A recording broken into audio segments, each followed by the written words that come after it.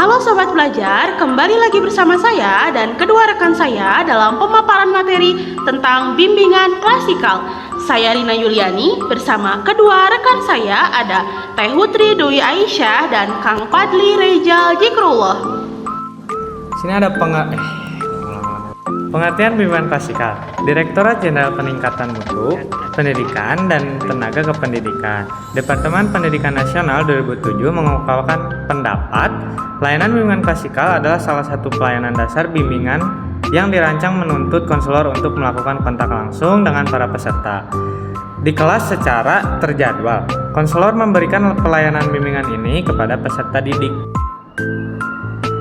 Selanjutnya, langkah-langkah bimbingan klasikal: melakukan pemahaman peserta didik, menentukan kecenderungan kebutuhan layanan peserta didik, memilih metode dan teknik yang sesuai, persiapan pemberian layanan, memilih sistematika persiapan, mempersiapkan alat bantu, evaluasi pemberian layanan, dan tindak lanjut.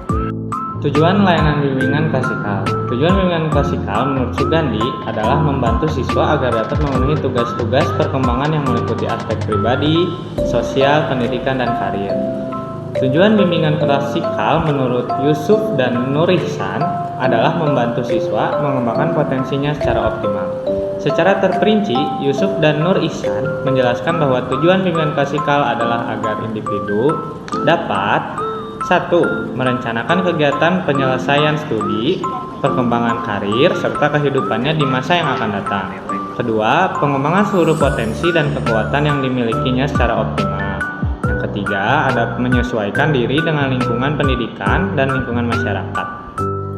Lalu ada fungsi bimbingan klasikal. Yang pertama, dapat terjadinya interaksi sehingga saling mengenal antara guru bimbingan dan konseling atau konselor dengan peserta didik atau konseling. Yang kedua, dapat terjalinnya hubungan emosional antara guru BK dengan peserta didik sehingga akan tercipta hubungan-hubungan yang bersifat mendidik dan membimbing.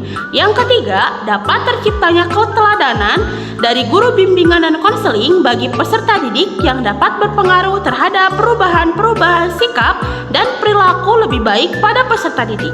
Yang keempat, dapat sebagai wadah atau adanya media terjadinya komunikasi langsung antara guru BK dengan peserta didik.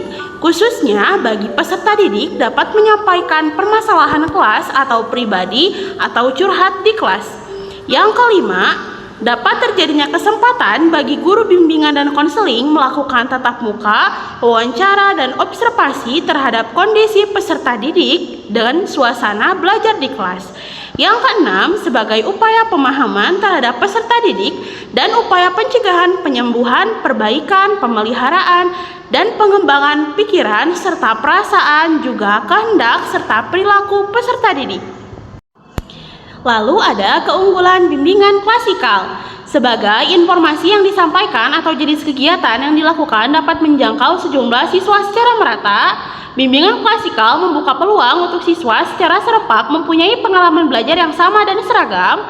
Bimbingan klasikal memberikan kesempatan bagi siswa-siswi untuk mengimprovisasi kemampuan kreativitasnya dan sportivitasnya apabila konselor mampu memanage kelas dengan baik.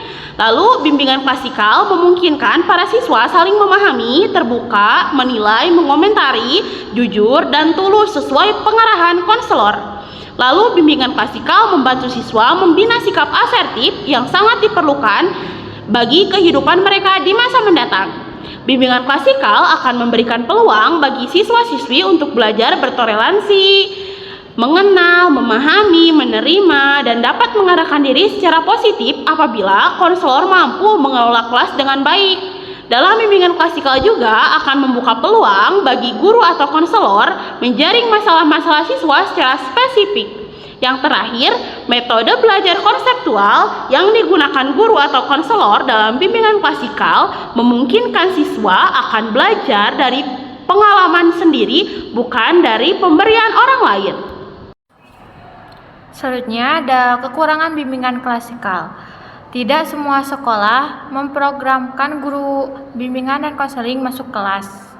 Kreativitas guru bimbingan konseling untuk menyusun program dan mengembangkan materi bimbingan klasikal kurang. Tidak ada paket panduan bimbingan klasikal, keterbatasan media elektronik, dan keterampilan dasar mengajar kurang memadai. Nah, mungkin itu saja nih Sobat Belajar pemaparan mengenai bimbingan klasikal. Bagaimana nih Sobat Belajar? Seru kan belajar tentang BK? Mungkin itu saja yang dapat kami sampaikan dan di sini ada daftar rujukan pustaka. Terima kasih.